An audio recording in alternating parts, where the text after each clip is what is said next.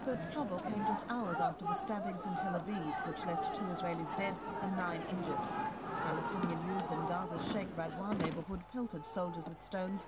The troops retaliated by firing into the air. 1 Palestinian was reported wounded. Early morning and the Israelis closed off the main crossing between Gaza and Israel. At least 35,000 Palestinians, half of Gaza's workforce, found they couldn't get to their jobs or their wages in Israel. The PLO accused the Israelis of trying to starve the Palestinians living in the occupied territory. Israel's Prime Minister Yitzhak Rabin said the move enabled the security forces to check Palestinian passes. The basic problem is that, on the one hand, we would like the Gazian to work in Israel because otherwise they don't have any source of income to sustain themselves.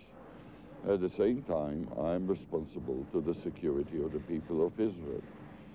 And how to mitigate between the two, this is the key problem. But as tensions in Gaza increased further, some Israelis are also becoming impatient. At the funeral of one of the victims of Monday's stabbings, hundreds of mourners chanted, "Death to Arabs."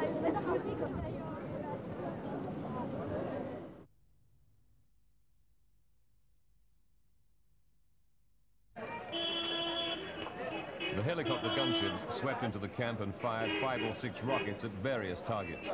Israeli officials say the attack was a preemptive strike designed to avert a seaborne raid on Israel that they say was imminent. There were at least 4 casualties. Among the targets was an inflatable boat parked outside the office of the Popular Front for the Liberation of Palestine. To prevent it being launched against Israel, the helicopters blew it apart. The outboard motor was left perched on a car. The camp of 60,000 displaced Palestinians provides PLO chairman Yasser Arafat with a Lebanese power base. But its ramshackle streets are also fertile ground for the more radical Popular Front.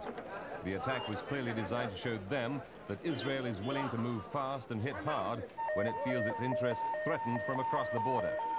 It's the 7th time this year that Israel has sent its air forces into Lebanon to deal with suspected terrorists.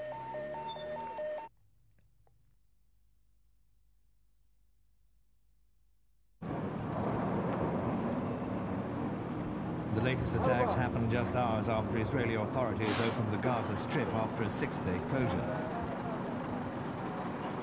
The first victim was a Jewish settler who lived in the Gan Or settlement. 2 Arab workers slashed his throat as he took them to work. The murder has sent shockwaves through the settlements. Many blame lack of security for the killings. He died by knives like happened in Tel Aviv, and the feeling is that the security in the whole of state of Israel is very bad. Elsewhere, Jewish settlers took matters into their own hands. They threw stones at Arab cars driving past the Neve Dekalim settlement. At least 1 Palestinian was reported wounded. Meanwhile, violence erupted once again in the Jabaliya refugee camp. There, Palestinians stoned Israeli troops who retaliated by firing tear gas canisters. The violence has renewed calls for an even tougher crackdown on Palestinians living in the territory. While giving the Israeli government even more reason to remain in Gaza, it would almost certainly endanger the Middle East peace process.